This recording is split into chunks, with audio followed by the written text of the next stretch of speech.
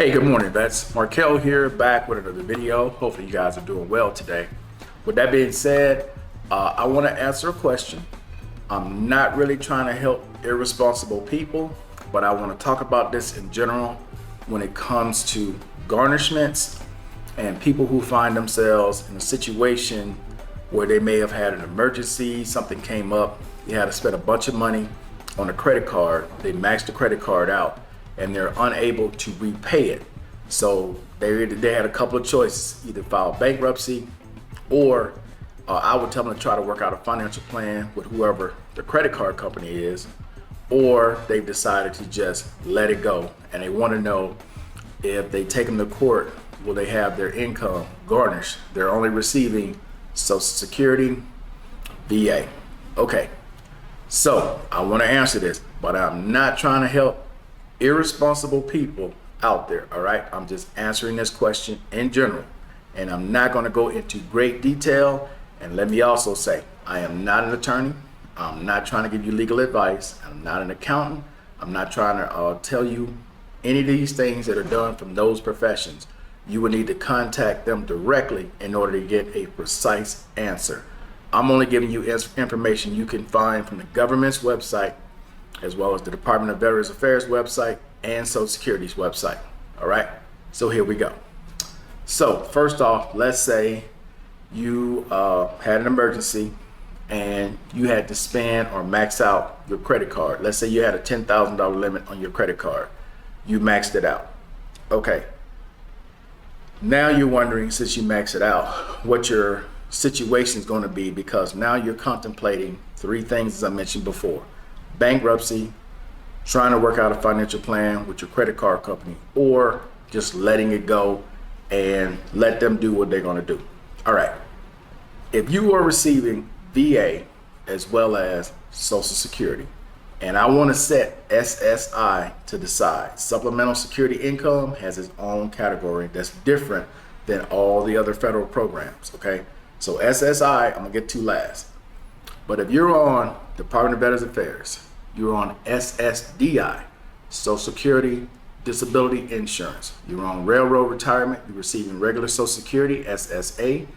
You're receiving some kind of disability from the government, or you're on VA disability. Okay, those have federal protections, except when it is federal that you owe. So for example, if you owe alimony, you owe child support, you owe back taxes, you owe student loans, okay? Those can be garnished by the government, anywhere from 20 up to 50% of what you get. Those can definitely be garnished. But when it comes to things outside of that may be state related. Now, if your state went through the proper way of getting alimony or child support, and I made a video talking about an atonement, if they went through the proper channels to get that, your state can collect VA Social Security if they went through the proper channels to do it. But all others, including your credit card, your car payment, some kind of loans that you got, regardless of what they do when they go to court, all right, they should not be able to collect on your federally protected money. They're going to destroy your credit, but as far as your money goes, they should not be able to take any money from your account.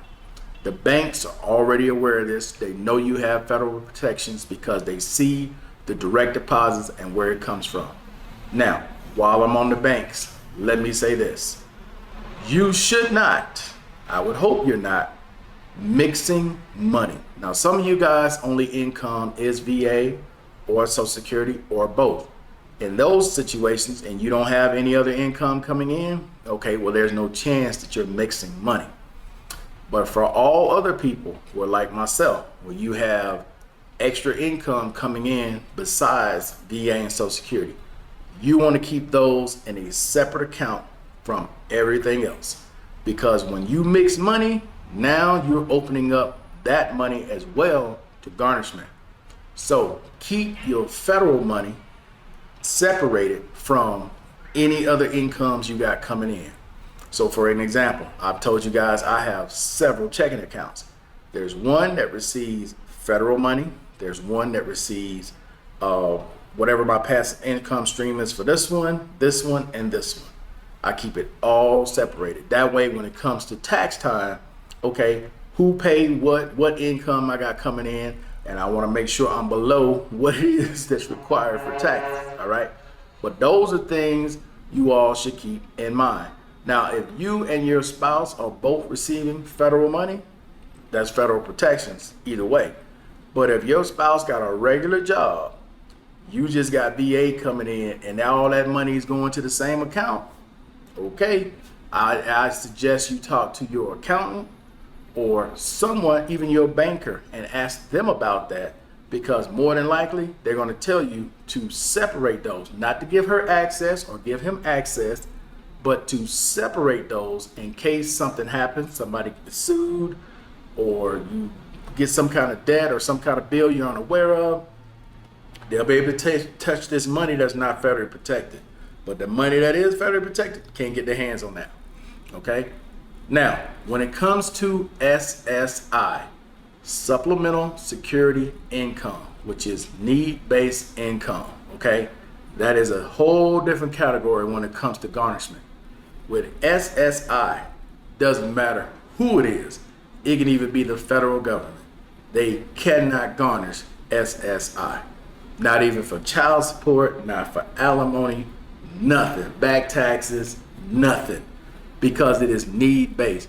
They're not getting that much as it is. So what is the point of trying to take the $900 or $950 or whatever it is they get per month? They're not going to touch it. So SSI is in a whole different category when it comes to garnishments. If people will give them credit cards or give them whatever, they can go out, blow every bit of it, and not pay a dime back and not even worry about it. Because there ain't nothing, there is nothing anyone can do, federal, state, whoever, when it comes to SSI, Supplemental Security Income, okay? Need-based income. Totally different category. All right, guys? So hopefully this general information helps out the masses, not the ones who left me a comment about how they blew their money. I'm not going to say where. I'm not going to get into that whole conversation. But I will say this again. If you're going to follow YouTubers who give you information about things that you can do, you need to follow those same YouTubers when you blow your money or you screw up, of how you can get out of that situation. Because what good does it do you to follow them? They tell you something, you go out, try to implement it, and you screw up badly, and then you come back and you don't go to them, you come to me or someone like me for help. I'm talking to the masses. I'm not specifically talking to you at all. Anything you want to know specifically about your situation, go ask them, not me. All right, guys, that's it. I'm out. Peace. Joy.